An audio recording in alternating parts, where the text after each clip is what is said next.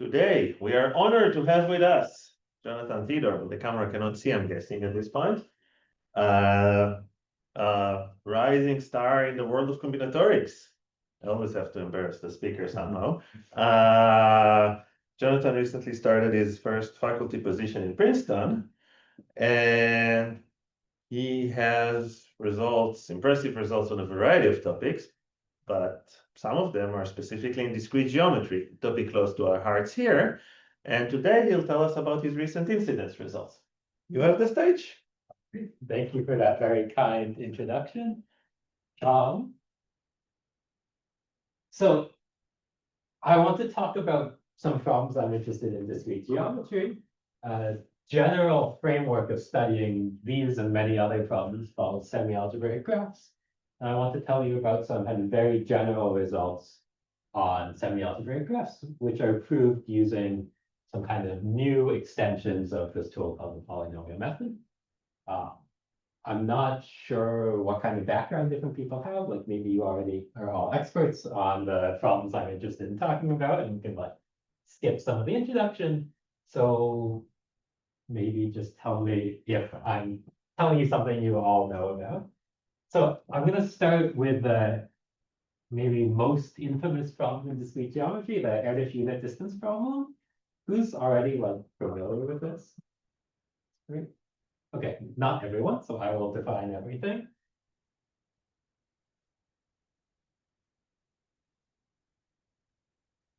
The Erdős unit distance problem goes all the way back to 1946.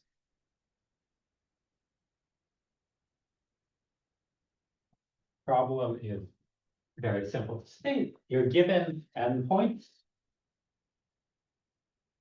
in the plane.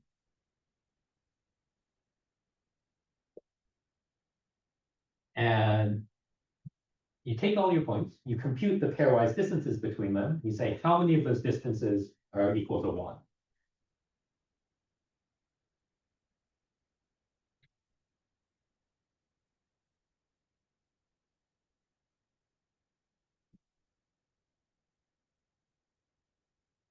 And in particular, I'm interested in what configuration maximizes this number over all endpoint configurations. So the max of all configurations. We'll call this number U of n.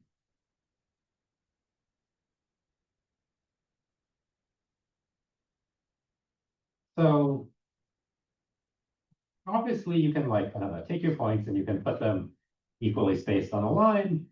So consecutive pairs are at distance 1, and this gives you some linear lower bound. But there's a slightly better, significantly better construction, depending on your point of view, due to Erdős. The example goes like this. Did I write down here, or will the camera not be able? Good. Yes, you can. Okay. Can people on Zoom see us okay? I'll go a little bit further down. But that's fine. Up to your knee is fine. Yeah. We could all stay up if necessary. Don't start crawling on the floor. That's all. I've seen people do that. So I'm going to take a lattice. I'm going to take a square root n by square root n lattice. So that's n points. If I set the distance between consecutive points be 1, this will still be linear with a slightly larger constant. But what I'm going to do is I'm going to scale this down so that some distance here, d, gets scaled down to 1. So scale down for n by square root n lattice by a factor of d.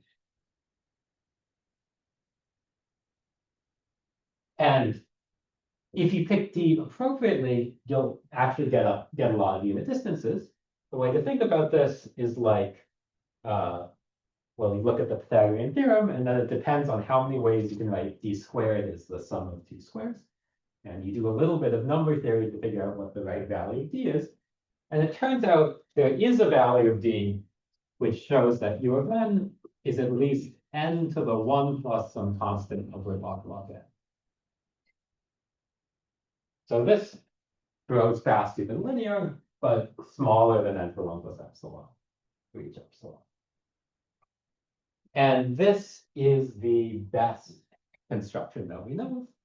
It's conjectured to be optimal. So this is construction. Let me tell you about the other side.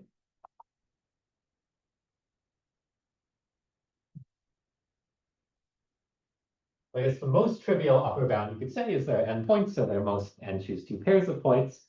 But clearly those can't all be distance 1. So an easy upper bound that's quite a bit better than n squared is we can get n to the 3 halves.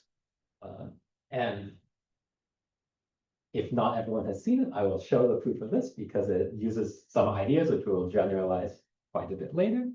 We like seeing things again, even if we did see them, yeah. Okay, great. You know what to do a quadrant. So we're going to take this geometry problem and turn it into a graph theory problem. We're going to consider something called the unit distance graph.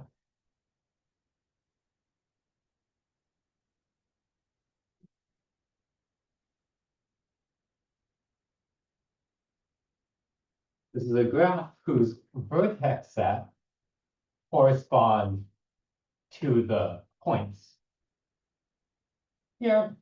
And then we draw an edge between points at distance 1. So we have some n vertex graph, and we want to know how we want upper bound of the number of edges in it. And to prove some upper bound that's better than trivial, we'll need to take a geometric setup and turn this into some combinatorial property of the graph. And the fact is that this graph is K233.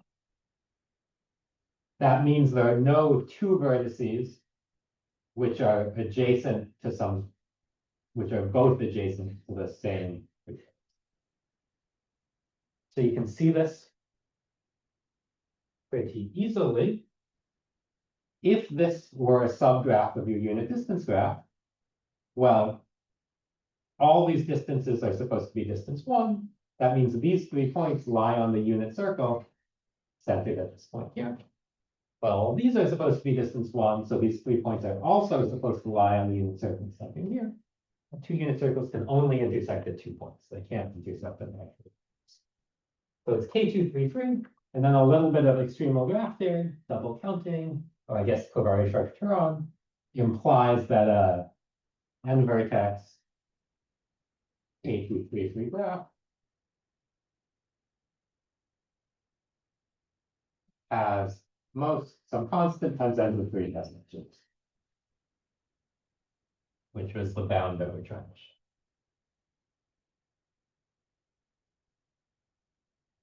So this is some non-trivial upper bound. So far the 2 bounds I've told you are this construction that's slightly superlinear, and this upper bound, which is bounds. So these are the 2 bounds that were in Erdős's original 1946 paper, I believe. And there's only been one improvement on this problem since then, which is a bound of n to the 4th third. This is due to Spencer, Semeretti, and Trotter.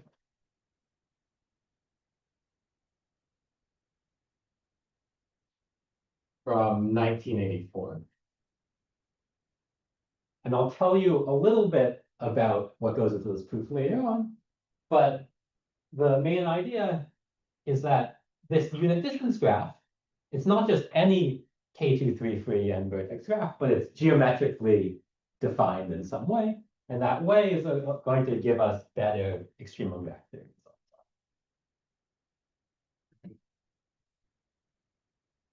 Any questions so far?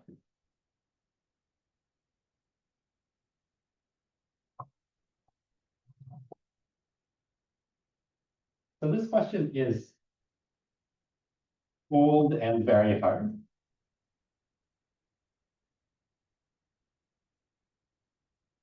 let me talk about one variant of this question, which is also old but less hard.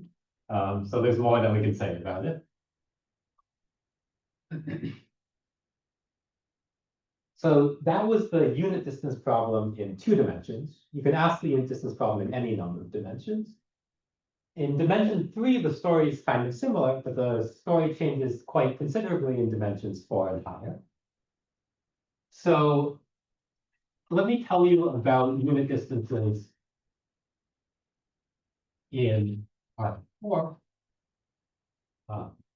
Basically, everything I say here will generalize to higher dimensions, but be a little bit more concrete. So let's write U4 of n for the maximum number of unit distances.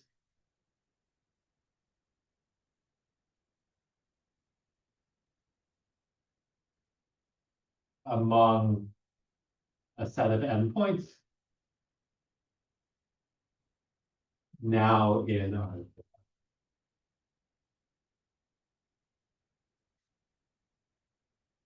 So the reason this problem behaves quite differently is because there's a much better example. It's an example that Lenz came up with in 1955. And it goes like this. Take an orthogonal pair of circles in R4. I will attempt to draw that, even though this board is not 4-dimensional. But take one circle, say in the XY plane, and another circle in the ZW plane. So I could write this really explicitly. The first one is going to be a circle with radius 1 over square root 2 in the plane z equals w equals 0. And the other circle will be the circle, again, with radius 1 over square root 2 in the x equals y equals 0 plane. And the reason I set it up this way is because any point on the first circle and any point on the second circle are at distance 1. And this is good because now I can put half my points on one circle, half on the other circle. And I get configuration with at least n squared over 4. So in this case, the trivial upper bound of n choose 2 is within the factor of 2 of this nice construction of plans.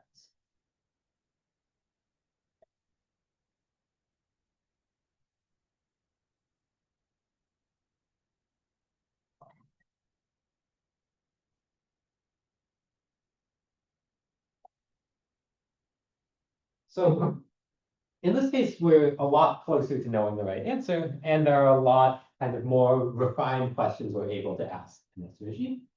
So let me tell you about some of these questions. You could ask, what is the precise value of U4 back?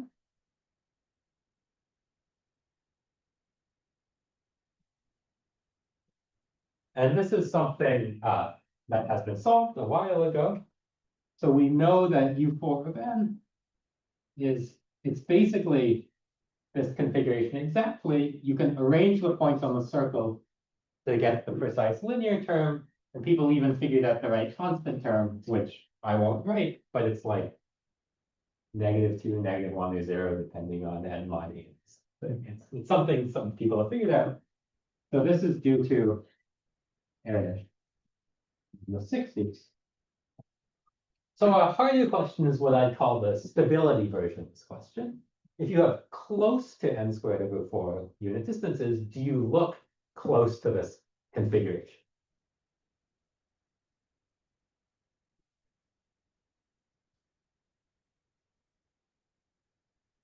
So the answer to that is yes, in some sense, depending what you mean by close. So there's a result of Swanepoel from 2009 that says the following. If the number of unit distances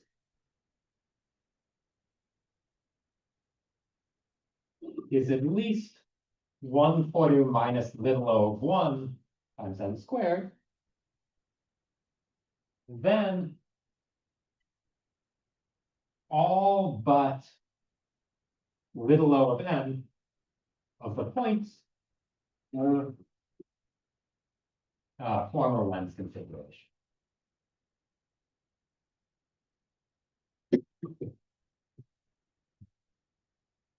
Could you tell us what a lens the configuration is? For this gentleman over here? Yes, lens configuration specifically means something like this. I guess there are two things you can do. You could like translate or rotate this. And the other thing you can do is the radii don't have to be the same. Their squares have to add up to 1. But that's all I need. Lens configuration just means the points lie on a pair of orthogonal circles. Thank you. Thank you. Yes. Appreciate it. So this is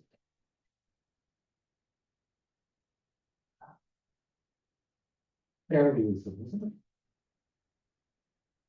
And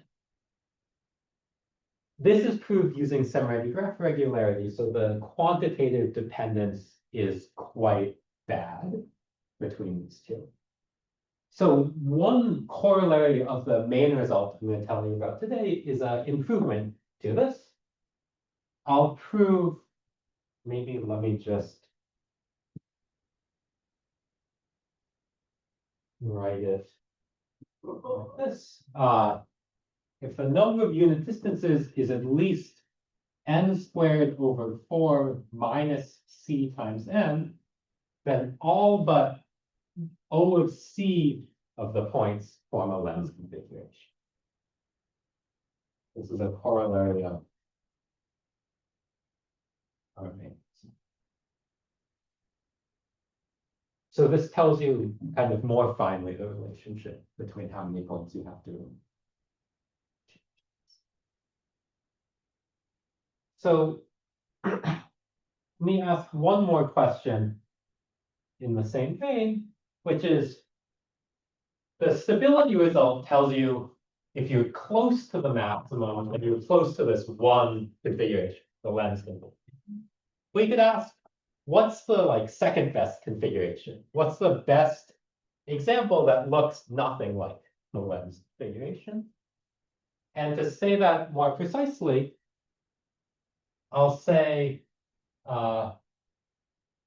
what is the maximum number of unit distances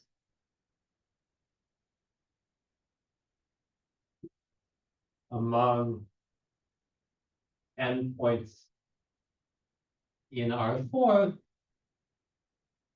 but then to rule out things which look like this, I'll say with no t points lying on any circle.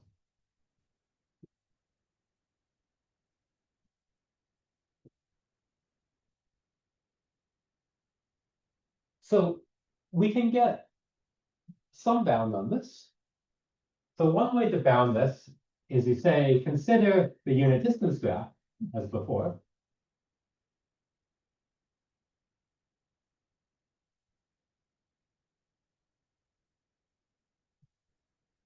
It's not too hard to show that the only way to have a KTT, that's t points over here and t points over here, where every point on the left is at distance 1 from every point on the right. You can convince yourself without too much work that the only way to do that is exactly a lens configuration. 2 orthogonal circles with t points on each, which I just forbid. So it's KTT3. And then the Kobayashi-Shafron theorem tells you that an n-vertex KTT3 graph has at most n to the 2 minus 1 over t edges. And so you get n to the 2 minus 1 over t unit distance. So this is already like a weak positive answer to this question.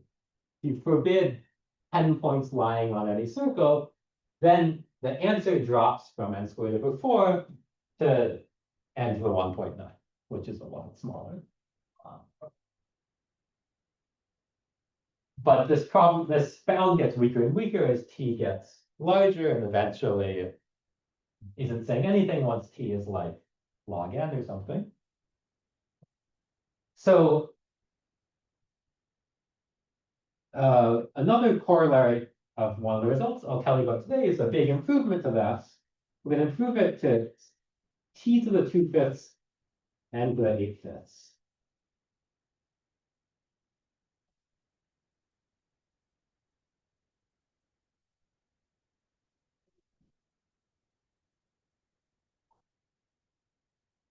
So for t constant but large, we get n to the 8/5 for every t, and then as t grows with n, it says something interesting kind of throughout the full regime of possible values. Yeah. All right. Any questions about this part of the talk? This is kind of my motivation for setting up the general stuff we'll talk about.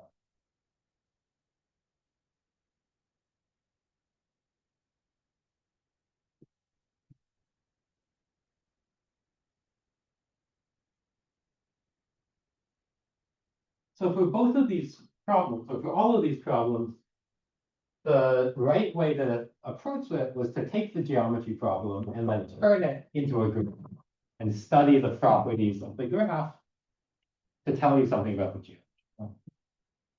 And the graph that we studied always had this nice form, which is called a semi-algebraic graph.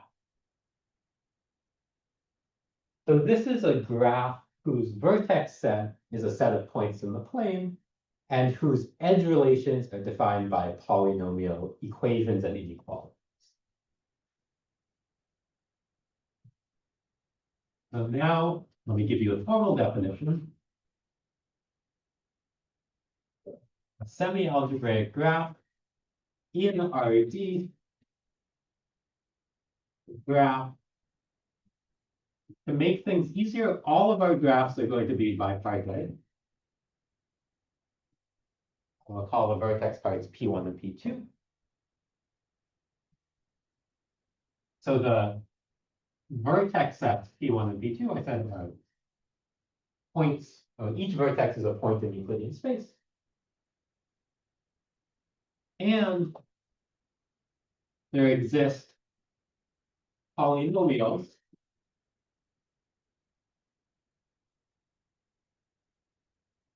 there might be a list of polynomials. I'll call them G1 through GR.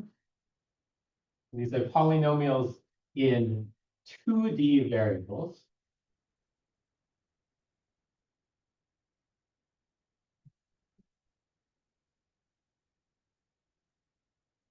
Such that the edge relation is determined by these polynomials. That means for x in P1 and y in P2, you can determine whether x, y is an edge is determined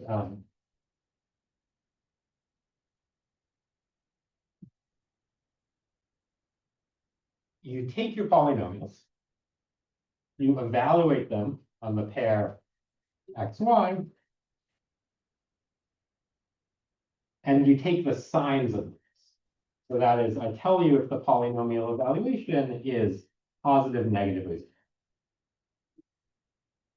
And just from this finite list of data, you can determine whether or not there's an edge there.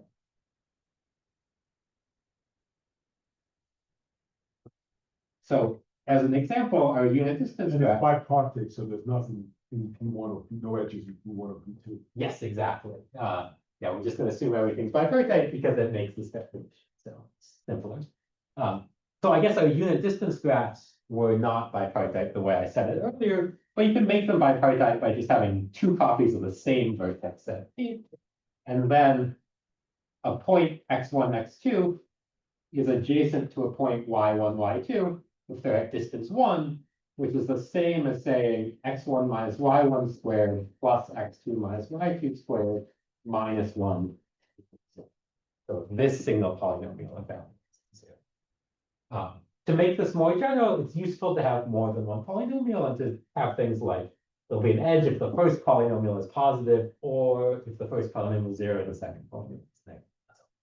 Something like this. And this lets you capture a huge range of geometric problems, including all the ones I told you about before, but lots of others too. And we need one more parameter to tell you about the complexity of this representation. So I'm going to say the total degree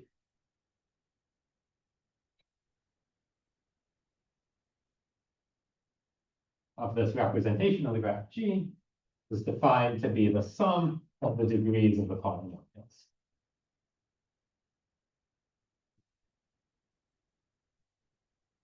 So if you have any abstract graph, it turns out you can make it into a semi-algebraic graph if you either embed the vertices into high enough dimensional space, or if you use really high degree polynomials. Use really high degree polynomials, you can encode whatever you want. So we'll be interested in semi-algebraic graphs in reasonable dimension with reasonable total degree. And then this will be an interesting restricted class. Any questions about the definition?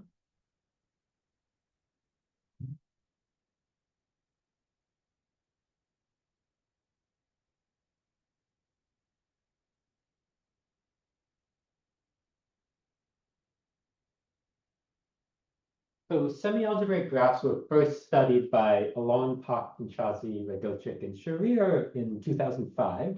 And they noticed that these graphs have a lot of kind of very special properties that general graphs don't have.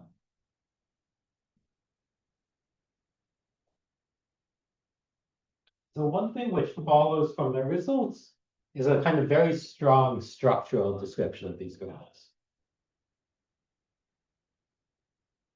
So they showed that you could take such a graph and you can partition the vertex sets into a small number of parts, such that for most pairs of parts, the graph between those two parts is homogeneous. Homogeneous means either complete with every single edge here, or empty. You have absolutely no edges. And there's some pairs of parts which are irregular, which you don't have any control on. But for most of the pairs of parts, either you have all the edges or none of the edges. So if you're familiar with something like Semreni's regularity lemma, this is similar style, but a much, much stronger thing. Instead of being quasi-random between pairs of parts, it's literally complete order. So to quantify this, let me write down another long definition. But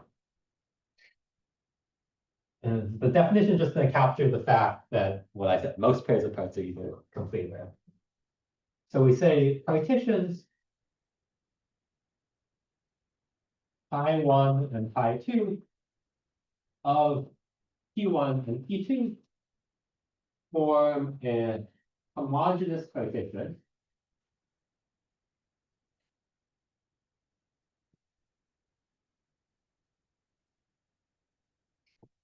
of our graph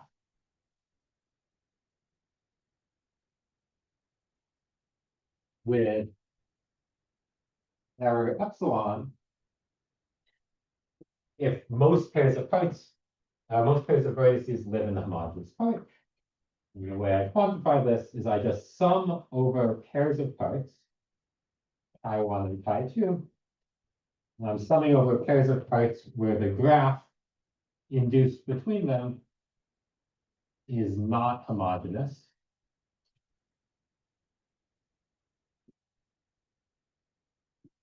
The product of the sums of parts.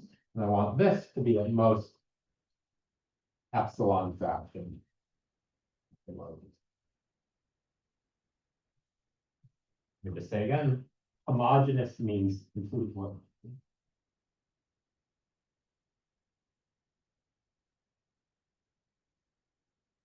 If you're familiar with the regularity lemma for things of bounded VC dimension, this is a different definition. In that result, you get partitions which are epsilon homogeneous. So most of the pairs have density less than epsilon or greater than 1 minus epsilon. This is even stronger than that. It's literally 0 or 1.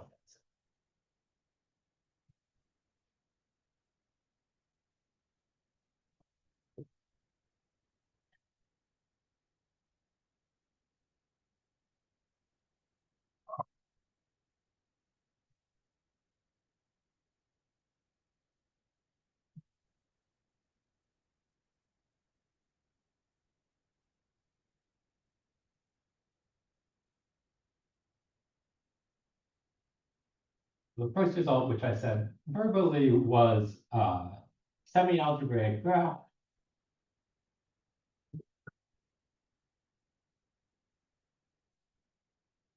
In RD with total degree P has a homogeneous partition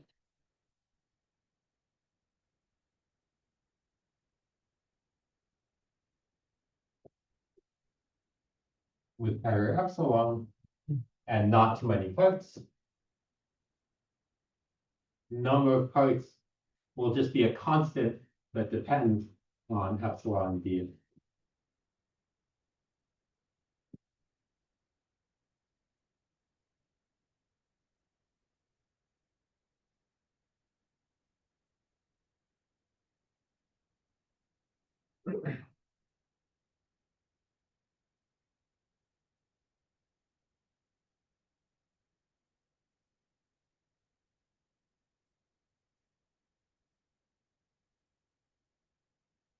So this is already quite a nice result. It was improved by Fox, Fock, and Suk to improve the number of parts. So same conditions, same graph, you get a homogeneous partition with error epsilon, where the number of parts is now polynomial in 1 over epsilon. So epsilon is minus some constant, only depending on these. So this is a more recent result from 2016.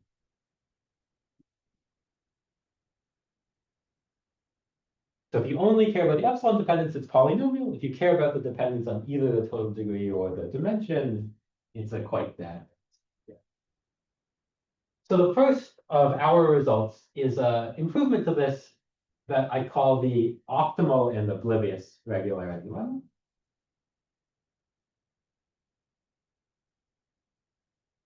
So this will be the same type of result, but we're going to get the quantitatively optimal number of parts. We're also going to get a second kind of very strange condition called being oblivious, which let me just write the statement and then we'll see what it means. So you tell me your vertex S. You tell me the total degree and the error parameter.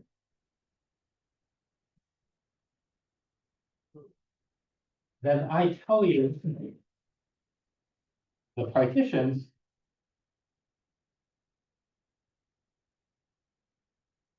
pi 1 and pi 2 with not too many parts.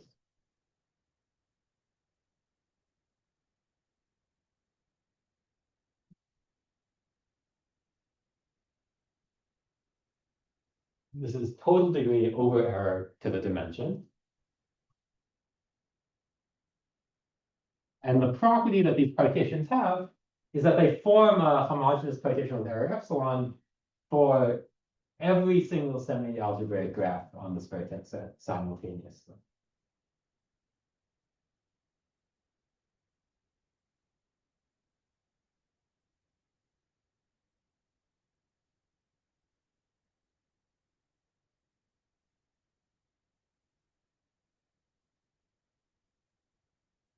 Any semi-algebraic graph with total degree at most d.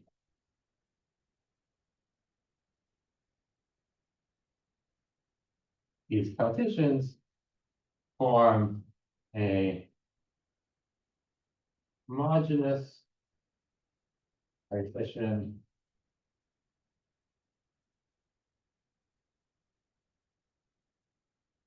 with anything else.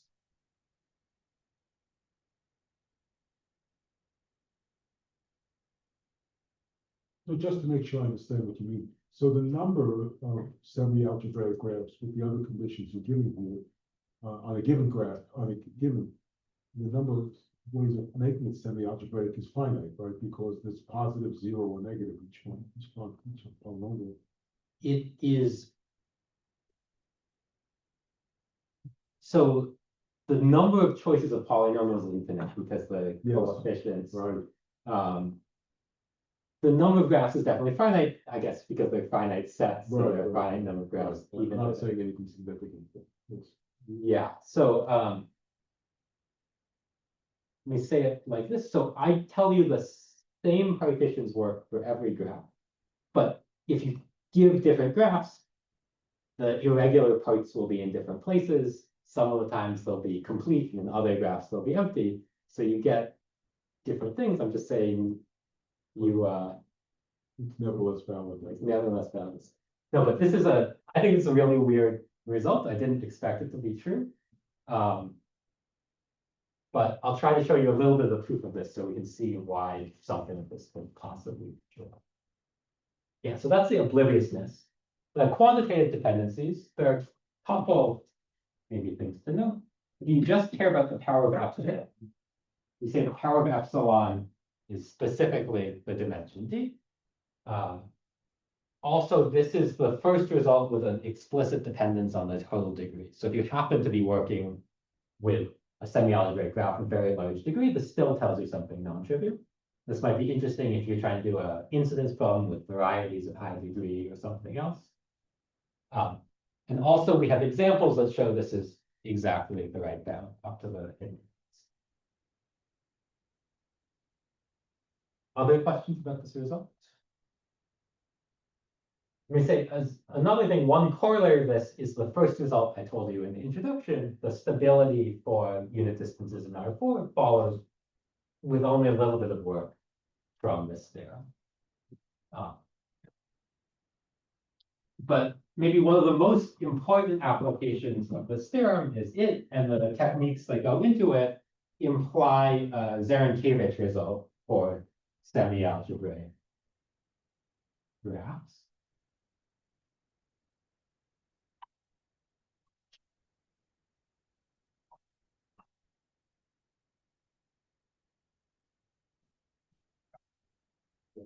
So this is just asking what's the maximum number of edges in a semi-algebraic graph that is KTT from.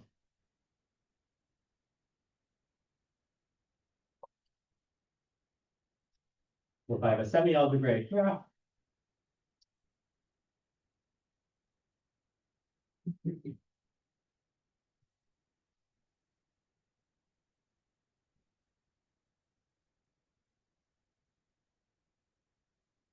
when RD with total degree capital D, and just for simplicity, let me assume that the two parts are the same size. I'll call that size capital N. And finally, if G is KTP free, then it doesn't have that many edges. Then the number of edges is at most a constant depending on the dimension times the following weird quantity.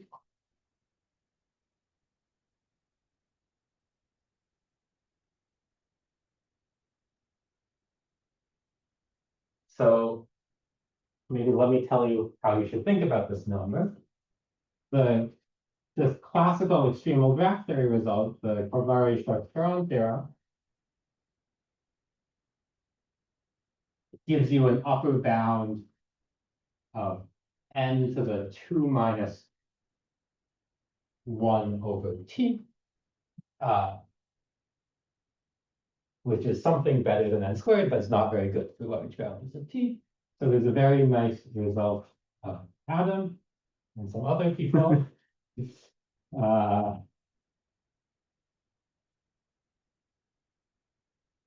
So this is from 2017, maybe 18.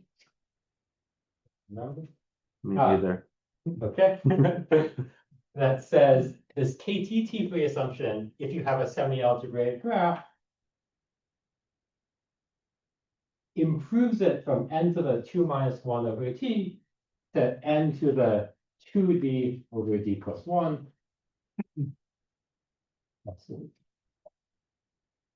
So the exponent you get doesn't depend on t at all.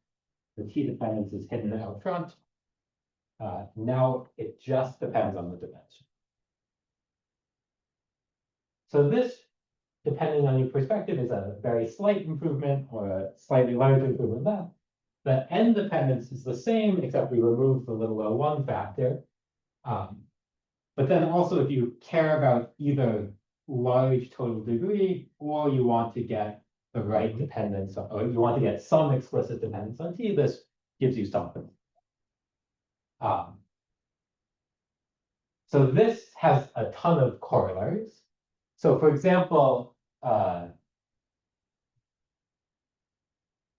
we said the unit distance graph in the plane is K233. I guess that also means it's K333. So you can plug that in here, and you get that the number of unit distances is I just plug in d equals 2, and I get n to the 4/3.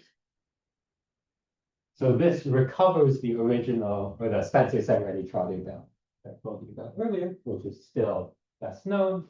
You can recover the Semialgebraic theorem for point line incidences. You can recover this result of Applebaum and Schurier on point hyperplane incidences, so they KTT3. And you can also recover the last result I told you in the introduction, which is unit distances in R4 with no t on a circle. Well, that implies KTT3, I said, so we just plug this in, and that's the number I told you.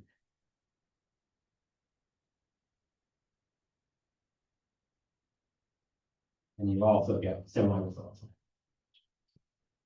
So this is a pretty useful result for a wide variety of things.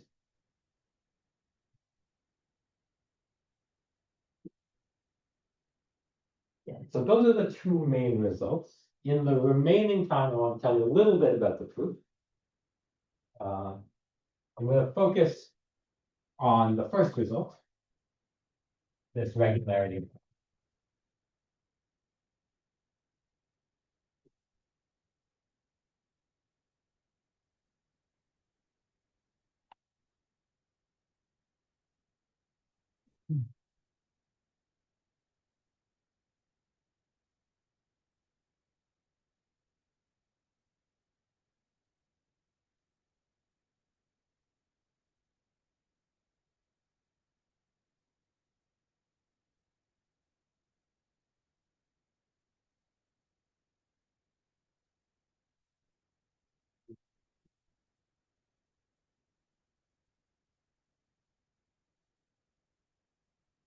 So we're going to prove the regularity lemma using a technique called polynomial partitioning, which well, many of you may be familiar with. It's an idea that dates back to Guth and Katz about 15 years ago, maybe a little bit less.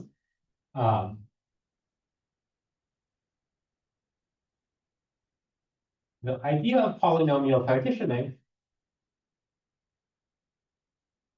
is you're given, say, a set of points. It also applies to other objects, but we only need the point case. You're given a set of points, and you want to cut the plane up into smaller sets. And they say you can come up with some polynomial f such that the zero set of f, well, it cuts space up into cells, and we're going to have the property that each cell has not too many points.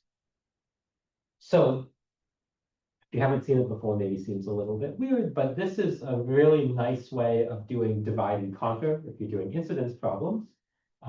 And for us, we're specifically trying to construct a partition of a point set. So it might be a reasonable guess that polynomial partitioning is a good way of doing this. So let me just state the result. Given a set of points in Euclidean space, there exists polynomial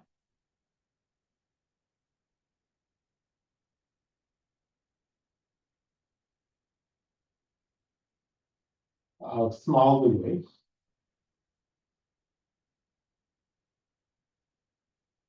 say it's at most capital A for whatever parameter A you want, a not identically zero polynomial such that each cell, so each that's connected component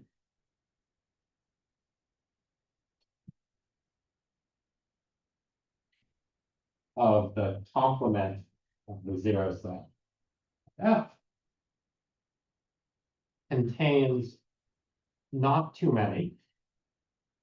So that's specifically number of points divided by A to the D.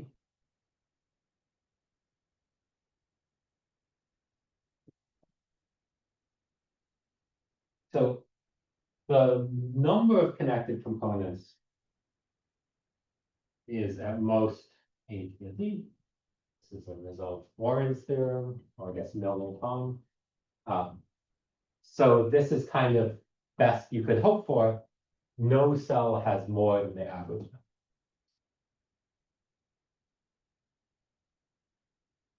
So our kind of strategy to prove polynomial partitioning is you give me your point sets. I apply polynomial partitioning with some parameter that partitions my point sets. And I hope that that partition works for the regular lemma. There are maybe two objections you should have to this plan. The first one is, this seems crazy. Why should it possibly work? And there's a second objection, which is quite technical, but actually turns out to be extremely important. Objection one, why does this work? Or why should this work?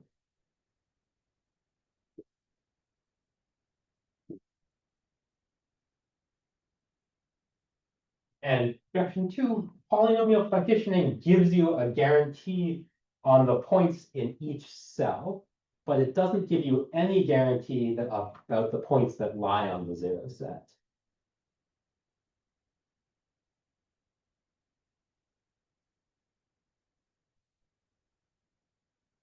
And if you haven't seen this before, this might seem kind of counterintuitive, but it turns out there are point sets you can cook up, very reasonable ones, where no matter which polynomial you pick, a large fraction or even all of the points lie in the zero set. So you need to figure out how to deal with this. So I have 9 minutes left. I'm happy with that. Yeah, Okay. absolutely. So I will maybe first tell you a little bit about one, and maybe that'll take all my time, and then I'll say one word about two.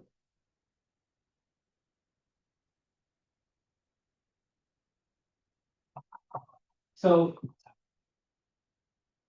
let me tell you a little bit about the d=1 case. Because this is the only case I could possibly draw. So the way this works is I have a copy of R1, and I have a point set P1, which lives in R1. And I have another copy of R1, and my second point set P2 lives on this copy. And then I have some polynomials, which in this case are two variable polynomials. So maybe This is the first polynomial. And this is the second polynomial. And they define my semi-algebraic graph. So maybe my semi-algebraic graph is I have an edge if G1 is positive and G2 is negative. So that corresponds to, I think, this region. And so what this means is, given a point X in P1 and Y in P2, you look at the ordered pair X, Y, and there's an edge if it lies in the shaded region and a non-edge if it doesn't lie. So now we come up with these partitioning polynomials, F1 and F2, and we cut up R1 by the zero set of F1. That just cuts it up into intervals, and here we cut it up into intervals. And now we want to take a pair of cells, and we want to understand if this pair of cells is homogeneous or not. So let's look at how these pair of partitions cut up space. I think this picture will be clearer if I have a couple more parts, so let me just draw in some more parts.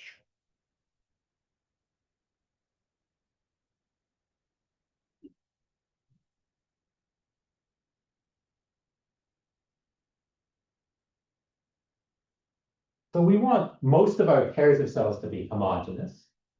That means cell like this, which is completely empty, and a cell like this, which is complete all the edges. The only problems are the non-homogeneous cells like this, which are partly shaded and partly unshaded. So the problem is non-homogeneous cells, non-homogeneous pairs of cells. But as you can see from this picture, if a pair of cells is non-homogeneous, then the zero set of one of these polynomials has to pass through that pair of cells.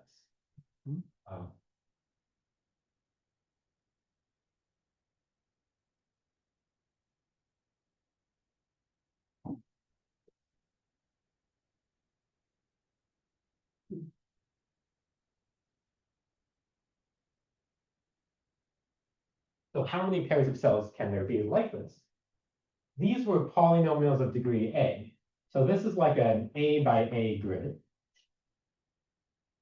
It's got A vertical lines and A horizontal lines.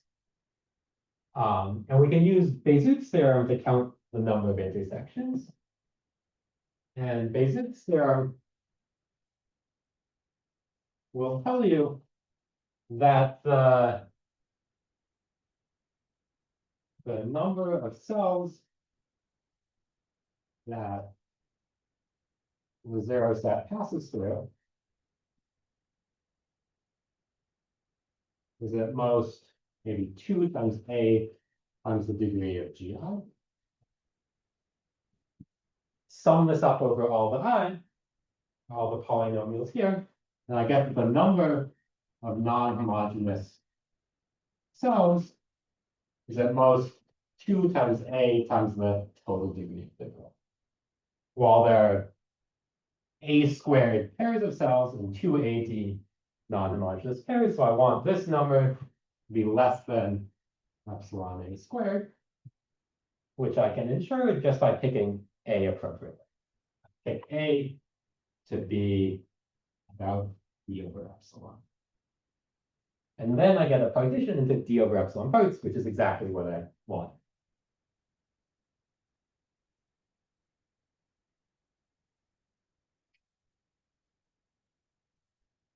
So that's what happens, at least in the one-dimensional case.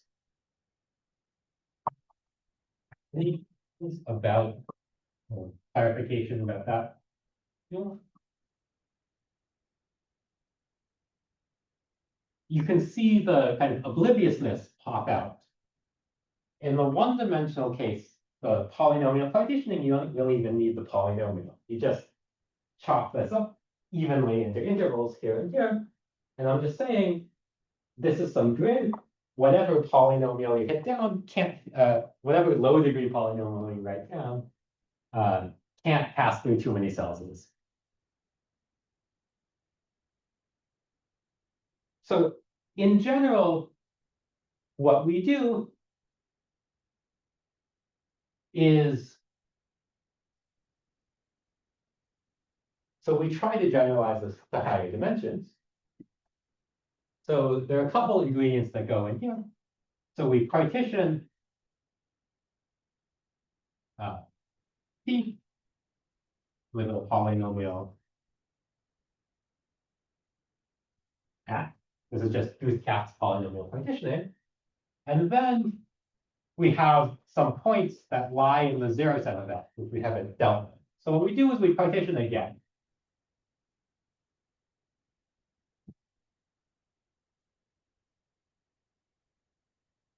Some other polynomial F prime. And then we have some points we haven't dealt with, which live in the zero set of both of these. And what we try to do is we try to keep partitioning these. And I guess the main technical innovation of the paper is we figured out how to do this. So we use kind of new technical tools that build on some work of Miguel Walsh from 2020 to do this iterated partition.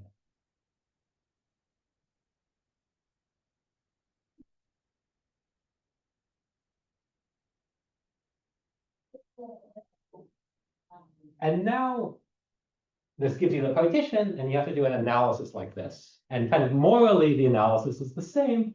You just need a more high-powered tool than Bezout's theorem for analyzing the number of cells. Unfortunately, this was already done. So we use some results of Baron and Basu.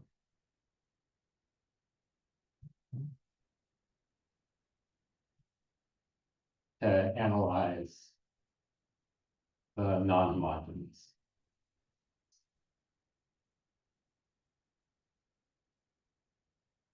And these are results like, if you have some variety, if you cut it with another polynomial, how many pieces is it cut into?